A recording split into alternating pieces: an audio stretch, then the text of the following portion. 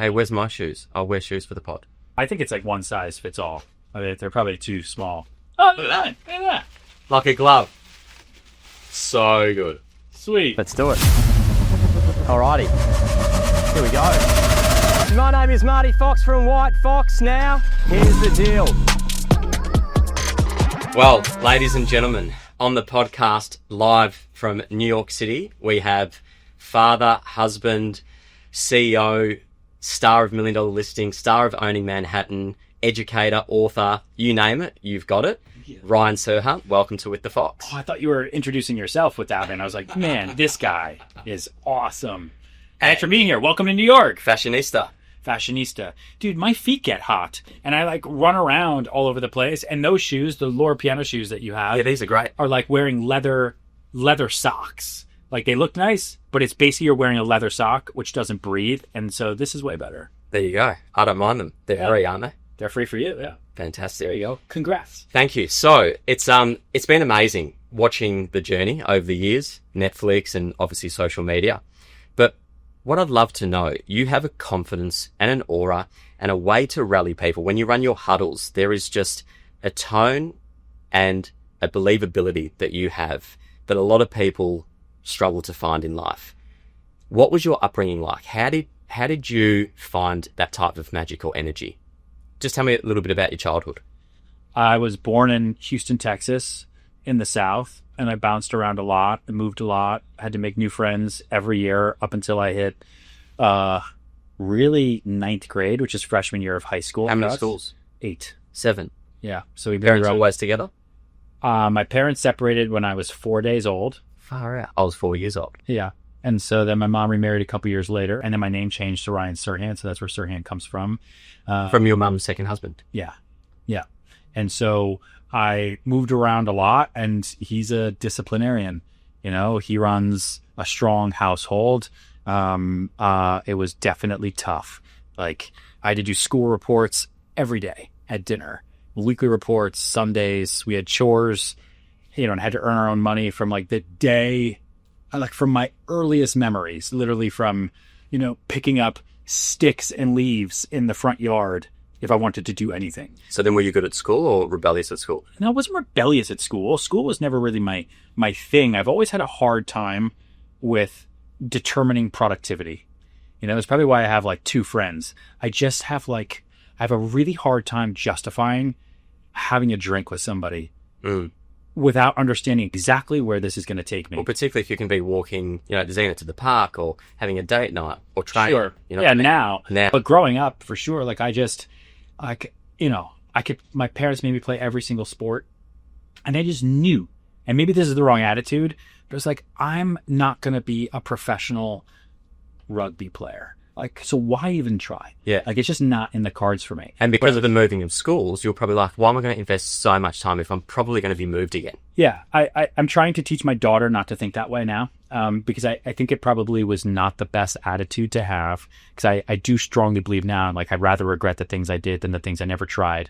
So you should try everything to know, which, case in point, is how I got on stage the first time. So it's how I did theater the first time, was because it was the one sport at one school that like took all the weird kids, you know, and I was far more comfortable pretending to be other people than I was at pretending to be myself again. Were you bullied at school? Or oh yeah, for sure. And I was always for what reason? Because of the new kid? Yeah, I was a new kid. I was overweight most of my life. I had really bad skin for a long time, and you know, I was the theater kid, and I was super shy. You know, I'm still shy to this day. I just wear my superhero cape every day to play the role of Ryan Serhant. When you see the lens, does your brain sort of go into a state of flow where you're quite happy behind the lens because you can essentially not be someone that you're not, but you can showcase who you are? I think I try to focus as much of my time on controlling the things I can control and not letting the things I can't control bother me in any way, shape, or form. So like, if somebody doesn't like me, I have no control over it. If you've made that decision. But also, what a great training ground. Like what I had at school, the bullies were thick and fast. Yeah. So if I don't get a listing or if I don't get the gig or whatever it might be, so be it. It's so much easier than what you go through at school without the skills that you have as an adult. Oh, sure. And the theater training for me, so getting on stage, doing theater, coming to New York City to be an actor in 2006. How old were you then? I was 21. And so it really teaches you personal rejection. It teaches you to... Well, because it's personal. If you don't get a role... Yeah, it's about your face. Yeah. Yeah, your hair. My hair color, you know? It's about your attitude, your nose, your chemistry with somebody, your real estate.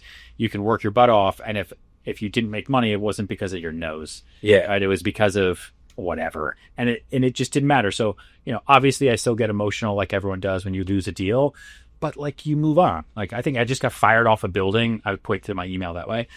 Just saw it. Like, here's what it is. It's fine. We'll get hired on 17 more. Yeah. Like, and you start to think, well, do you know what? I'm actually such a hard worker. I've got my heart on my sleeve within this company. If you don't want to use Ryan Serhant, go sell for less with someone else. Yeah. Because they're not going to have the same passion and drive. It's impossible for them to have that. Yeah. Yeah. So you come here in 2006 to be an actor. Yep.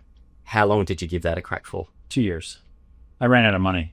Yeah. So the decision for me in the summer of 2008 was get a survival job, right? Pay my bills, rent, whatever, just like survive and stay here, or go back to school, which I didn't want to do. I hate school. Yeah. Or move home.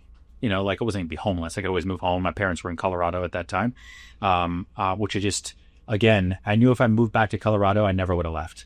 Like I just knew I would have found comfort. And I never would have left home. So you started in 2008. Yeah. And I moved in with my wife in 2008 and got a job at Century 21 in 2008. And we're coming up to nearly 20 years in the game. Nice. Talk to me about that first year in real estate. Was it in Manhattan? Yeah, in Manhattan. I was living in Koreatown on 31st Street. My first year, my goal was not to do real estate. My goal was to pay my rent. It's no one's goal to be in real estate. That's Today. Today's changed. Yeah, these terrible TV shows have like ruined the landscape. I know. We just hired a girl, and her name's Melissa. Okay. And in her like schooling days, when she was 17, she said, "I want to work at WHITEFOX." And you think, how is that even possible? Yeah, I mean, most of our agents here grew up with me, you know, and they followed the journey and they're a part of it. And so it's exciting. But yeah. And we'll get to how you actually give those people time. Sure. You know, through running the agency, building a family, doing what you're doing. Yeah. These people that idolize you, that you're so thankful for them to coming into Serhant, but then you feel the guilt of not giving them enough of your time and energy. For sure. Yeah, I do a much better job these days at setting expectations than I used to. I used to just say yes to everything and then just resent everyone. Yeah. You know, and that's kind of like the status quo for, I think, for most people. I can't wait to unpack that because that's a big one. Yes. So you don't want to be in real estate. You're in real estate and you're paying the bills. Yeah. Yeah. I had to make $24,000. Like that was my goal because that was $2,000 a month for rent and food and the Metro card and in rentals. However I could make $24,000 You deserve for it. That's all I cared about, right? I needed to make $2,000 a month. That was then I could survive. Anything above $2,000 a month was a bonus. When did you break the back? When did you start making money? It took me the second year. And was that because you had clients or you just hustled? No, pure hustle. I don't know. Pure hustle. I'm not from here. So I'm not from New York. No one knows me. I didn't go to these schools. I'm not religious. Like there was a website, I think it still exists, called Craigslist at the time, where you could just put on ads, right? And it would be like, 2-bedroom for rent, hot, fire emoji, no fee. And then you'd meet people on the corner and say, sorry, that one just rented, but I'll show you 3 over here. And hopefully they would take one. But I made $9,000 my first year. So I supplemented my income by hand modeling and doing other random jobs. Show me the hands. They're not as great today as they used to be. They're still soft. They're built for contracts. Yeah, exactly. Yeah, I don't do a lot of manual labor anymore. And so I did that. In my second year, I think I made like $50,000. And then my third year, I really started to understand how to compound relationships. So I could turn 1 deal into 3 deals into 9 into 27, and so on. And did you also learn how to leverage the information that you held and the timing and delivery of that information? I found that that's been the biggest thing for an agent to be successful in their early years, how to drip the information to the client accordingly so that the deal gets done.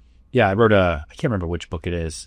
I think in my first book, I talk very specifically about selective communication, right? And it's when and how you are delivering the right information And the medium. Yeah. And so you're also working towards the deal. There are certain phone calls that are important over the phone. There's other things over text, other things over DM, other over email, in person for certain stuff.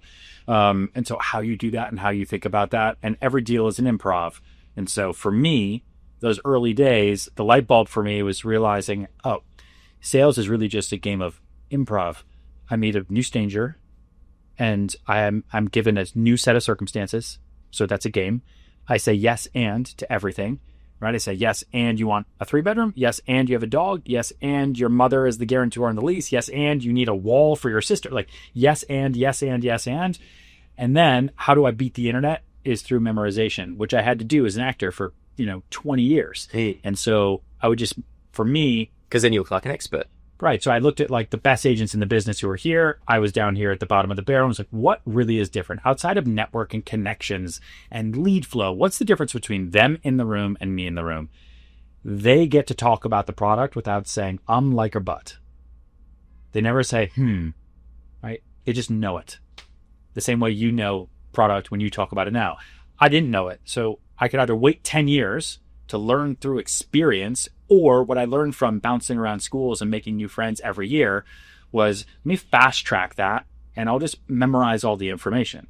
So if they want something on the west side of Manhattan, I would legitimately memorize the addresses and the buildings and how many apartments and who the architects were and who lived in them and know who worked at the coffee shops. And that way, when I got a client, the feeling was that I'd been doing it for 20 years, even though I started yesterday. Well, I feel like you visualized that you actually sold them. You visualized that you worked in that neighborhood. Yeah. And when you go to those listings or meet those people, you had genuinely believed that you had done it. So you were so believable in your pitch. It's like visualization, but done in micro moments. Sure. Because a lot of people visualize what they want in 5 years, but you've also got to visualize the deal coming together. Yeah. And how to communicate. Yeah. It's literally like you're acting back when you're at school, but in a professional setting where it's constantly changing. That's why you can't get bored of real estate. Yeah. Yeah. I think what I used to do too for deals is I would write it down so I would know, okay, I have a buyer who wants to buy this house. The buyer's name is Bob. The seller's name is Matt. Okay. Bob wants to pay $1 million. Matt wants $2 million. At the end of the day, we're getting a deal done. There's no question that we're going to get a deal done. What do I think this place is actually worth? It's probably worth 1.7. My guy wants it for way less. He wants a little bit more. Now I'm going to write out like stage directions, the script of this deal movie. And then I can improvise. I can pivot. There might be different characters. There might be things, but I'm always working towards the end game. And the end game has to be rooted in 2 moments of fear. What is the buyer the most afraid of? Is it really not getting the house? Is it really paying too much? Is it really that the wife doesn't like what? Every buyer is different. So what's their biggest fear if the deal doesn't go through? And it's not always money, is it? No, most of the times it's intangible, right? Yes. And then for the seller, what's the biggest fear if the deal doesn't get done? Sometimes Progression. yeah, it depends. Every deal is totally different. And so I would write it out and then I would march my way towards the finish line of the race, right? The conclusion of the movie. And it helped me stay on track to always remind myself to take the client back to, why are we here again? What's the end game? Like oftentimes you get emotional buyers, right? Who are looking for months. Are you representing the buyer or the seller more often? 50-50.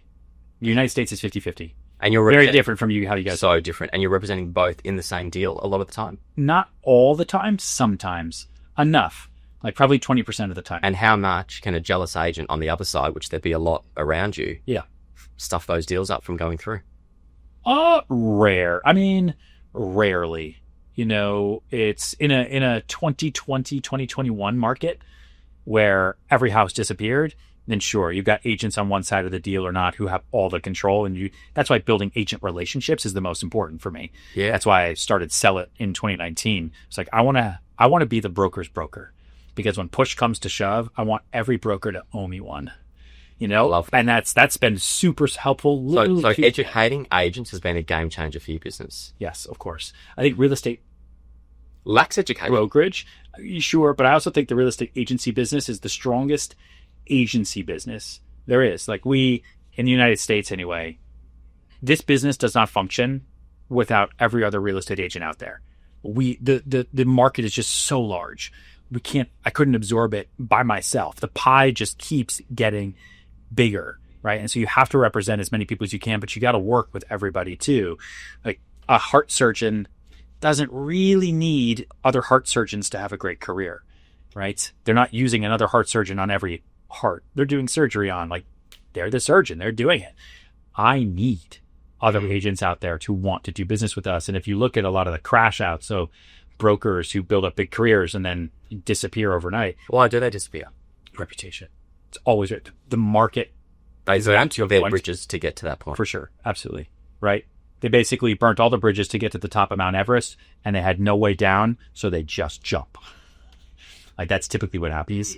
Yeah. So I've worked really, it's the TV shows for me, everything, all the social, all that. Like, I want to be the agent's agent, right? The broker's broker. And then a lot of that then turned into what this place has become, because I was able to attract more agents than I was like personally deals, right? It's only so many deals I can personally do in a day or a week or a month or a year. But I could really attract organically great agents around the country and earn their business instead of having to buy their business or lose the business, right? We earn it. And so for me, and I think you'll be going through this either now or you have been going through it for a number of years. Yeah. But I was writing the most amount of business in the company. Yeah. I had a lot of agents coming in. Yep. We only had 3 offices and I knew that we could expand. Yep. And I had to make that decision. Do I keep listing and selling and be a CEO and give these agents time and build out a C-suite? Or do I just focus on being a CEO and just grow the business? And I made that decision 3 years ago, where I just focused on the agents, no more listing and selling, and being present with my 3 kids and Charlotte. So for you, how do you do it all? And is there a moment in time where you do pull back? Because it is hard. As a CEO, you do the deals, your profit margins through the roof. So it's so hard to walk away from. Yeah. How are you going with that? I still do both. I don't do all of it. I focus very much on a declining percentage of revenue. So, when we started the company, I was 100% of the revenue. Mm-hmm. And then pretty quickly, I got to like 50%. And then pretty quickly, I got to 10%. I'll personally do, I don't know, 400 million this year, I think, personally. And that'll be less than 2% of revenue. Amazing. So I think if the CEO is less than 10%, happy to. For sure. Yeah. But I think my deals are still they're still important to my community. Like I'm a much better broker than I am a CEO. Like, I know my strengths and I know my weaknesses. And why is that? Because there's less improv. There's less improv, but I also I dislike management. I hate having conversations about behavior. Like, I don't ever want to talk about KPIs and OKRs. I handle those ones. Yeah. I hate them too. Yeah. Like, so I try to hire people around me to do all of that type of stuff, but I'm much better at leading by example than anything. And then most of our agents who join us, they're coming from brokerages. And again, the United States is very different, but they're coming from brokerages that are run by bankers or insurance brokers or the 5th CEO who's just all I was hearing is there's no emotion. There's no EQ. There's no purpose. Yeah. Yeah. We're just right. Yeah, exactly. So I think, my ability to talk to agents about deals, how we do them and how this one's getting done, and just they'll be in the press and to film those deals for Netflix and do all that, I think is beneficial because people feel like they're working for someone who's just like them. How often are you running your huddle? Once a month? We do one huge in-person huddle per year. We pick a different location every year, and it's like a couple day event. It's a lot of work. We then do 2 virtual huddles that are like watch parties. So we did one in Q1. We just did one last week. It was like our virtual watch party. So everyone kind of in the local markets, because we're in 10 states, so it's far, right? So in the local markets, they get together, they get to watch it, and there's takeaways, and we have individual speakers in all the different markets and stuff. And then I'll have like a premiere party for the show / holiday party. So there's kind of like 4 pull moments per year, but like one big major one. And then we have what we call Serhant Live. So typically every Thursday at 3:30 p.m., I lead a 30-minute live for all of our people all of our agents, all of our staff that either include... And that's also including people that are subscribers to Seller. Yeah. So that'll include... It rotates in threes. So 1 week it's a training for me where I just get really angry and yell at them. 1 week it's a panel of our agents. So typically newer agents. Yes. How are you selling? What's working for you? You have a lot of inventory. You have that kind of thing.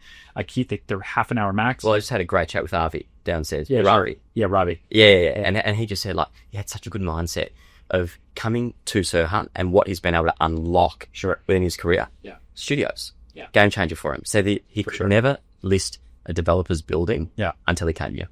Yeah, now he's going to be bringing to the market like the biggest new development of all time. So, great case study, actually. Good example with Robbie. I think then the third would be a special guest. So I do like a 20-minute micro pod because no one has time, right? So I'm able to actually get really cool, weird guests that like typically in a real estate brokerage world you wouldn't be able to get because I get them virtual and I tell them it's only 20 minutes. It's 20 minutes. It's bad. Yeah, it's easier. And then, but I give a lot, like whatever you want from me, free help, anything, whatever it makes you happy, I'll do for you and return the favor. So good. Now, how do you actually structure your timings? Because you're running the business, you're doing your stock, you got your family life, your training. What are the percentages roughly of where that energy goes? And how do you conserve that energy? Do you know when your next trip is? And how do you actually stay healthy? I'm pretty calendared. I don't know how healthy I am. Physically or mentally? Both, man. I'm losing my mind. Oh, tell me about But it. if I could go back in time, the things I would do differently. What would you do differently? I don't know. I don't know if I would do this. Like, I don't think the brain damage is worth the enterprise value for starting your own company. Like, if I really look back at it, man, like my life was great. Like As a commission earner. as a pure broker, team, responsibility to myself. Like now I'm in it. Like there's no going back. You can't. Right. And so now we're going to build. It's going to be great. But is there an exit? I don't know. I don't know. I mean, I named it after myself. There's no Serhant 2. So like, what is the exit? Like, I don't know. But I think it is mentally, and physically taxing. And I would never recommend it for anybody. Like I talk to people all the time, like I'm going to start my own company. And my number one advice is do not do it. Like don't do it. But I think I know why you did it. And I think it's a similar reason as to why I did it. Because at the time, we're sick in the minds. Yes. Yeah. But mentally broke. We're not well. Yeah. I think that it's because at the time where we were working, they wouldn't believe that technology was going to help us do what we wanted to do. Yeah. That the video and the social and the way in which we were connecting as brokers, I remember being like bullied for doing it the way that I was doing it. And I was like, guys, how can you not see that this is where it's going? Yeah. And yeah, they all catch up 5-6 years later. But if you start your own, it's very hard to have this type of scale as an individual broker. Yes. Yeah. And I think that, I mean, if I would go back in time, I was losing business because of the place that I was at. And there was no benefit for me to go anywhere else. Like they were just going to use me. So my only option was just keep doing what I was doing or do my own thing. And I guess the reason I built it so big and the reason we're continuing to build bigger and bigger and bigger is because there's like that funky inflection point, right? Like when you're too small, doesn't matter how great you are, clients still might not want to work with you because you're just by yourself. Correct. You have a couple people, like it's hard to build up that brand value and credibility. So as almost like a force of protection, we expanded really, really, really quickly and then took on all the... But also to capitalize on the eyeballs of Netflix. If you don't capitalize and expand... That came later, yeah. You'll lose the big opportunity. I didn't know Netflix was going to happen when we started this. I was still on $1 Million Listing. I was doing $1 Million Listing, was filming in this building when we set up Serhant. The last season was me setting up Serhant, and I was like all ready for season 10. We did 9 years of it, right? So I was going to get ready for season 10. I was going to be a CEO. It was going to be fine. And then Bravo, so the network in the United States, reached out to me and said, so you're a CEO now. I'm like, yeah, but I'm also a broker. I've got all this stuff. They're like, right. But the format of that show is 3 agents moving up and doing deals. The format is not 2 agents doing that and then one decides to be a CEO. It's not the same TV show. And so maybe this is the end. And then we just like ended it. It was so weird. And but at the same time, I was doing my renovation show. So I did a home renovation show at that same time. And so then at the minute I knew we weren't going to come back, I put together a presentation called House of Serhant. So studios filmed it. We use our agents here, the building here. We had like drone footage coming through. And I was like, I want to tell a first person narration story of what it's like to build from the bottom up, right? In a city that's told from the top down. So if you watch season 1 of Owning Manhattan, there's a lot of like this, and then it's countered with a lot of camera movement from the top down. Right? Instead of like there's a lot of shows that start from the bottom and they move up, right? They start with your feet, like physically, and then they show you. Or there's a lot of shows that like start at the top and just go down. Like, what does it look like for the people coming up and the people also on the way down? And I want there to be voiceover, and I want to look directly to camera. And So I want you had a lot of creative control in Owning Manhattan. Oh, yeah. Yeah, well, it was called House of Serhant for a long time. And then when they were putting all the marketing stuff together, we filmed the whole thing in 2023. So I pitched in 21. You started putting it together in 22. Took 6 days for it. Did any of the original footage make it to what we saw on Netflix? No, because I put it together with studios, but studios is a big part of it. I mean, they film a lot of it. And so...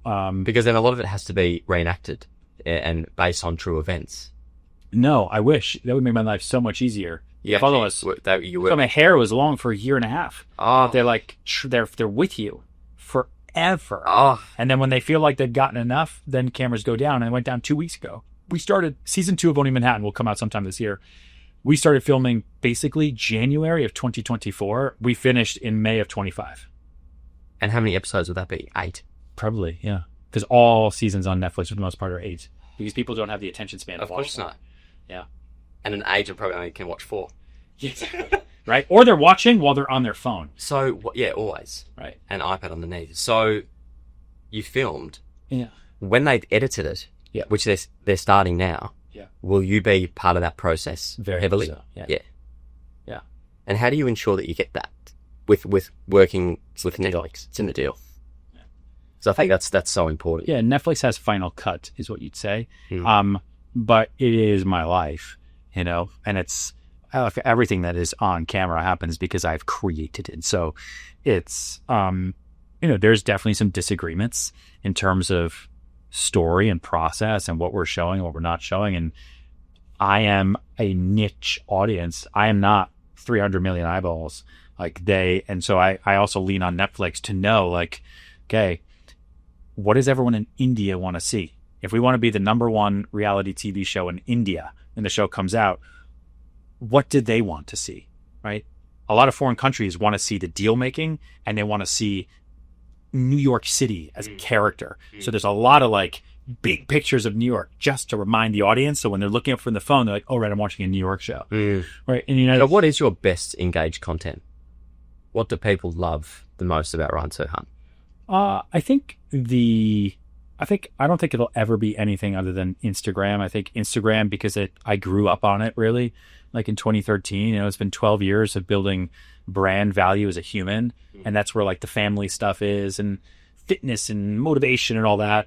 TikTok is TV, so TikTok is interests, and it's flipping through TV channels. Instagram is like flipping through the yearbook, right? That's kind of how I think about it. That's how we kind of create content.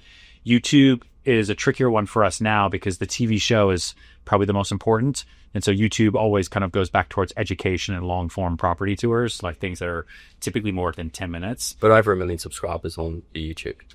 Yeah, but I don't pay attention to YouTube as much as I used to.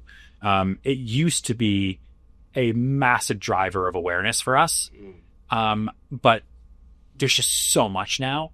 There is so much noise. We've been able to generate a lot more customers through TikTok and LinkedIn and Twitter. So TikTok's driving. It's a lot of drives. Oh, TikTok drives. I'm going to say, I don't know the numbers off the top of my head, but TikTok drives, sometimes it's the most next to LinkedIn.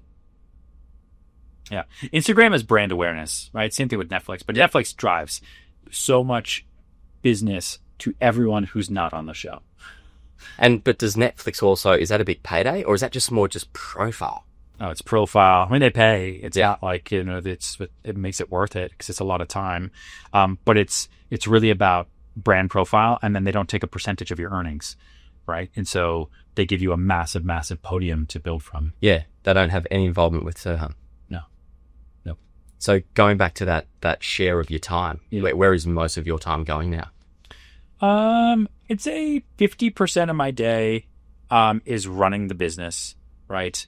And that could be a big brand and expand day. It could be a big meeting day. And who do you connect with? If you're separated from agents, when you say 50% is on the business, is that with your CMO, your ops? Who are those people? Yeah, it's with my direct reports. So it's either with my president, my chief business officer, CFO, although I don't spend a whole lot of time with my finance team. Like, I know what they're doing and they're on top of it. We have weekly check-ins where we go through anything, and they also know if there's a problem to let me know. So a lot of it is on operations and growth. I spend a lot of time with the growth team. Like, I'm still very much in it. Well, you said the pie's just getting bigger and bigger. Yeah. And you've got how many locations in America now?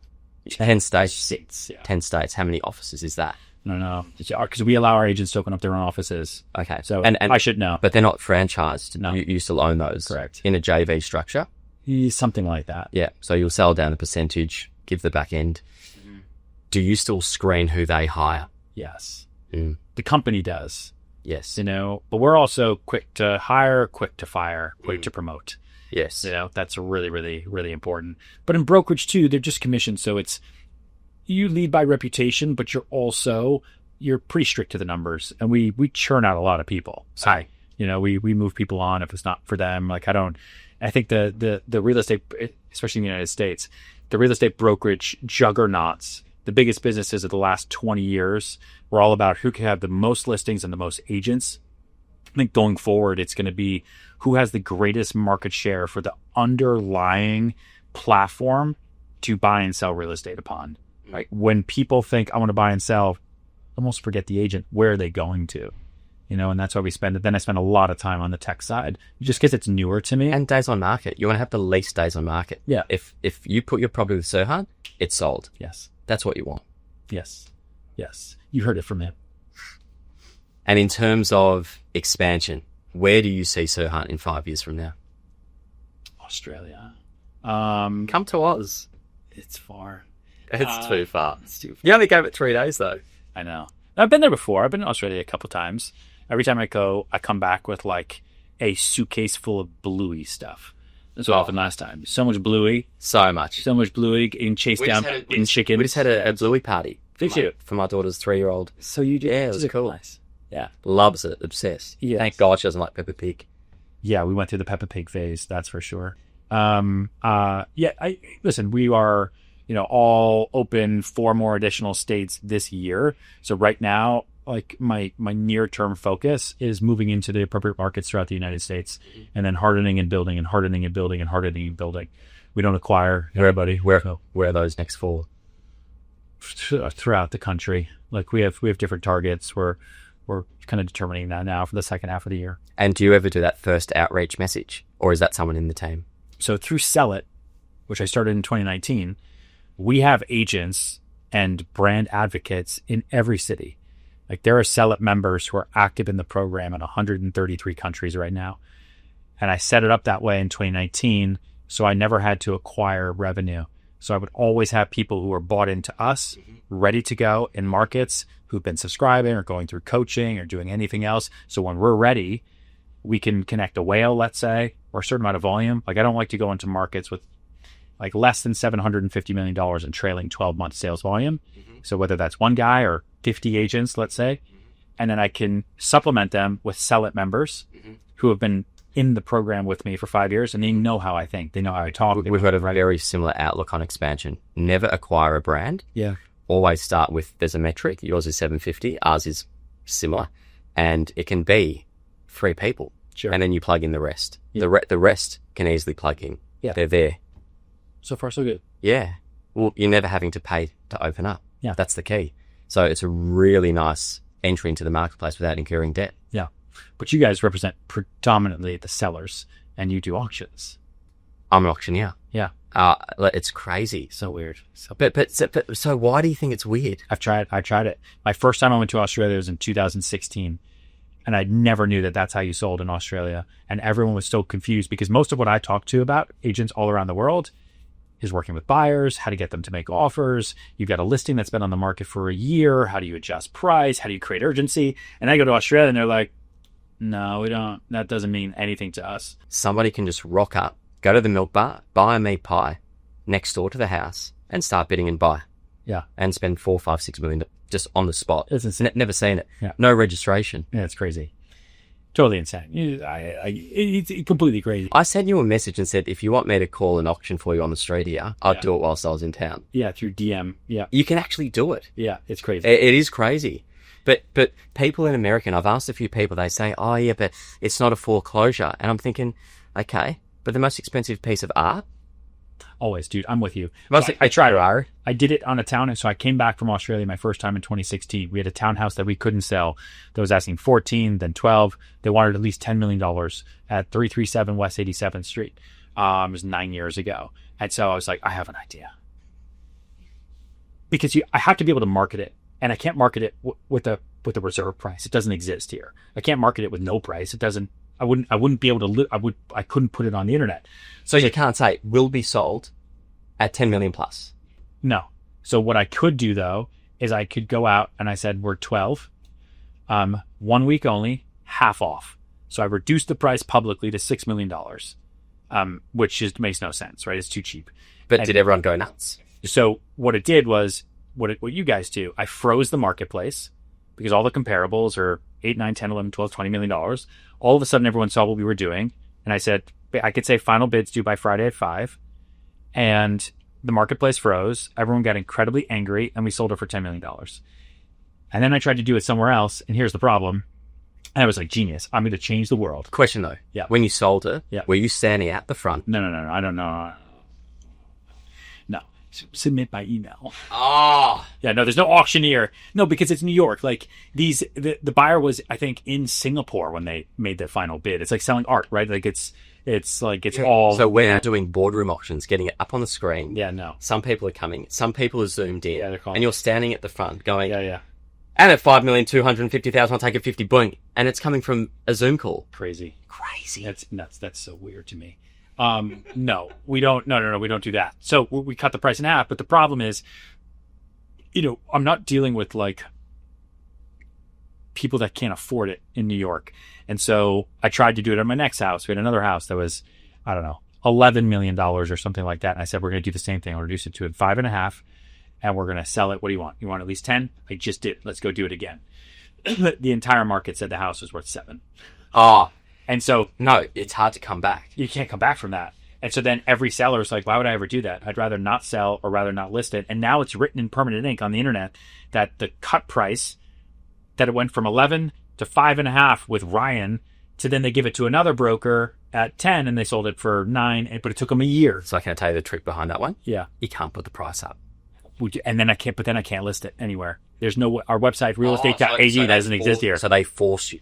You have to. I'm forced to put up a price. It doesn't exist. You wouldn't be able to search for it. Got you. Right? So for realestate.au, you can search by what you can afford, right? And then you can see the bucket of homes in your affordability or within your desired price range, whether they sell for that range or not, right? Here, everything has to have a price. And I know you also have some regulations, like the reserve price can't be like 100% below the final price. Correct. Right? So we don't have that because no one does this process here. But you'll see on season 2 of Owning Manhattan, I tried it again. We had a 10,000 square foot apartment on the west side of the city here. It was listed at a big price. Same thing, again, like $12 million. And I told the seller I'm going to cut it in half. And I'm not going to call it an auction because the United States auction means bankruptcy. Yeah. Right? I'm going to call it a flash sale, like a store. And we called it a flash sale. And the same thing happened. I don't want to give it away because it's in the show, but like... You hate auctions. I ended up getting the deal done, but it was a painful, like multi-pronged disaster of a process. Can I tell you what's crazy? What you love about putting a deal together and how you step it out. Yeah. Like from the early days. It's the time. You can't do that in an auction. Yeah. You genuinely have to go, what will be, will be. Yeah. So you can't control the things that you actually are controlling. Yeah, I know. Terrible. I don't know. But see, that also lowers the IQ of a lot of agents in Australia. Yeah. Because they just take the photos, slap it on REA. 30 days, right? For 30 days. Yes. At WHITEFOX, all internal auctioneers. So we've got like 15 auctioneers. But other brands, they call an auctioneer, they waltz in, call it, and they just hope that it sells. So a lot of the work's done by the auctioneer, because if they don't hit the price and they pass it into you, Ryan, you then come inside and they'll just do a mini negotiation very quick. Nice. So I think in Australia, it just gives an end date. Yeah. It's like, all right. Which I appreciate. All we have is start dates, and the end date is somewhere in the magical universe, somewhere like off in the distance. What is the days on market here? 172. Shit. So we operate at around 26 days. Yeah. So we could, I mean, when things are priced well, they move here. Mm-hmm. But there's also a lot of options in the United States, like especially post-COVID. You know, we'll have a townhouse on the Upper East Side, gorgeous, limestone, amazing, $40 million. There's only so many people that can spend that. But that buyer is also looking, I want the city, but I could rent. So I'll also look in the Hamptons. I'm also thinking about Palm Beach, Florida. Also thinking about the Azores in Portugal. And they're comparing every market to see where they want to deploy that amount of capital. I think it's also because they're driven by the property, not necessarily the location. The property's got to be right. Yeah. Isn't it like... Yeah, because Manhattan is a tiny island. So, like, yeah, sometimes the location has to be right, though, because you either want that view of Central Park, or you want to be on the water, or you want to be in a building with a pool and amenities, or you want to be by your side. It depends. Where's your favorite part of New York from a real estate perspective? For real estate perspective? Real estate. I think every real estate broker would say the West Village. The West Village sells, and that's where we have an average. That's where our average is, 19 days. Yeah. Everywhere else is hit and miss. We have gorgeous homes that sell on the park in a day. We have homes that sit on the park for 10 years. And when you say on the park, anything looking over Central Park is gold. I would say south of 86th Street. Yeah. From Central Park West to 5th Avenue to Central Park South. Above that is you get, you're uptown Manhattan. It's a little bit different. How do the personalities differ between the west and the east of the park? I mean, the West was historically art, right? And the East was historically like business, finance, right? The Rockefellers, right? JP Morgan. The West was, bands, John Lennon, everybody. And the South is foreigners, because most people who live in New York City do not want to live on Central Park South or on 59th Street for the most part, because it's tourists and buses and horses and blah, blah, blah, blah, that. And it's not really like a stroller neighborhood. What about Soho, West Village here? Melting pot. West Village is great for entrepreneurs. It's great for people in business. It's great for families. It's good schools. Soho is beautiful. It's awesome, but it's also not for everybody, because there's no school in Soho. So most families don't choose Soho unless you're going to go to private school, and then you have to commute to a different private school somewhere. So schools, there's no grocery stores in Soho. Do you like being removed over the water? Where I live? Yeah. It's only 15 minutes. Yeah, it's super fast. Yeah. I like having a little bit of a change of scenery. Yeah. Well, I think that's an amazing catch up. Yeah. Thank you so much for being on with the Fox, and of course, just being open and honest. And what a great story. Call himself that at home. Like, you want to go to bed with the Fox? Do you say that? But she's the Fox too. Maybe I say, can I come into the Fox? You both say that to each other? Is that how it goes down? Well, you'll never know. Got it. Cool. Thanks for having me. No, thank you. Appreciate it.